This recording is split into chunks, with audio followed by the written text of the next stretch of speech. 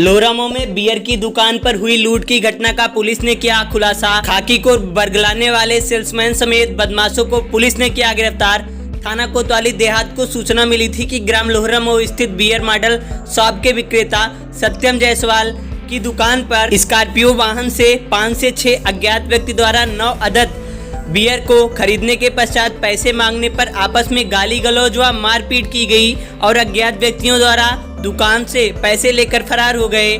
Police द्वारा वादी की तहरीर पर मुकदमा पंजीकृत किया गया, जिसके बाद कोतवाली देहात की एक पुलिस टीम द्वारा अभिसूचना संकलन के कार्रवाई प्रारंभ की गई। अभिसूचना तंत्र को सक्रिय किया गया, जिसमें पुलिस ने 3 लोगों को गिरफ्तार किया। तलाशी में घटना में लूट की गई 9 कैन बियर तथा घटना में प्रयुक्त स्कॉर्पियो यूपी 44 BC 6704 को बरामद किया गया।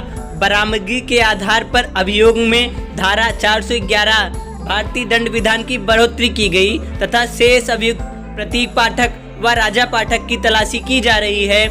इस घटना में गिरफ्तार शुदा मुलजिमान उपयुक्त द्वारा रुपए लूटने की बात इनकार करने पर पुलिस ने सेल्समैन से भी पूछताछ की। पूछताछ करने पर सेल्समैन सत्यम जायसवाल की निशानदेही पर बियर की दुकान से गायब 8,040 रुपए नगद व 12 कैन बियर दुकान के पीछे झाड़ी में प्राप्त हुआ, जिस पर सेल्समैन सत्यम जायसवाल द्वारा झूठी सूचना देने और पैसों का गमन करने के आरोप में अंतर्गत धारा 407/411 भारतीय दंड विधान की कार्रवाई की गई। ये थाना कोतवाली देहात क्षेत्र के लोहरामो में कल शाम को एक बियर की शॉप पर लूट की घटना की सूचना मिली थी। उस सूचना के आधार पर थाना स्थानीय पुलिस ने कार्रवाई शुरू की और थाना स्थानीय पर एक अभियोग पंजीकृत किया गया। उस घटना में जो लोग एक स्कॉर्पियो सवार आए हुए थे और बियर की दुकान पर मारपीट करके उससे कुछ बियर की कैन और पैसे लूटने की बात थी।